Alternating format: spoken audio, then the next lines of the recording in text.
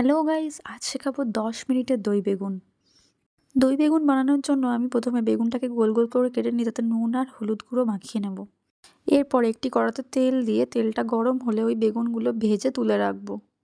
এরপর দই বেগুনের দইটা রেডি করার জন্য একটি বাটিতে দই নিয়ে তাতে নুন এবং গোলমরিচ দিয়ে দইটা ভালো করে ফেটিয়ে রেখে দেবো। তারপর একটি বাটিতে দই বেগুনের মশলাটা তৈরির জন্য 1 চামচ জিরে ধনে গুঁড়ো, 1 চামচ নুন, 1 চামচ হলুদ ও 1 চামচ গরম মশলা দিয়ে তার সাথে একটু সর্ষের তেল দিয়ে মশলাটা ভালো করে গুলে নেব। আমি এখানে সর্ষের তেলের ক্লিপটা নিতে ভুলে গেছি, তোমরা সর্ষের তেলটা অ্যাড করে নিও। তারপর একটা পেঁয়াজ কেটে টুকরো টুকরো করে নেব। আমি এই রান্নায় পেঁয়াজ ব্যবহার করেছি, আপনারা চাইলে পেঁয়াজ না ব্যবহার করে সম্পূর্ণ নিরামিষভাবেও রান্নাটা করতে পারেন। এরপর একটি কড়ায় তেল দিয়ে তেলটা গরম হলে তাতে শুকনো লঙ্কা, জিরে ও পেঁয়াজ কুচি ফোড়ন দেব। যারা সম্পূর্ণ নিরামিষভাবে করতে চান তারা পেঁয়াজ কুচিটা স্কিপ করে যাবেন।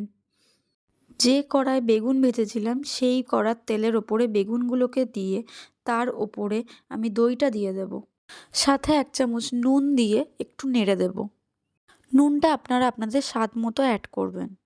তারপর সর্ষের তেলের মধ্যে মশলা দিয়ে যে মশলাটা তৈরি করে রেখেছিলাম বাটিতে, সেই মশলাটা দিয়ে দেব।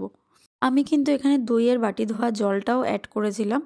তো সেই জলে যেই তরকারিটা ফুটে উঠবে সাথে সাথে কোচানো পেঁয়াজ কুচিগুলো দিয়ে দেব। ব্যাস, তারপর টকবক করে ফুটে উঠলেই রেডি 10 মিনিটেই দই বেগুন। এরপর গরম গরম নামিয়ে পরিবেশন করুন আর আমাকে জানাতে ভুলবেন না রেসিপিটা কেমন লাগলো। চ্যানেলটা সাবস্ক্রাইব করে পাশে থাকবেন।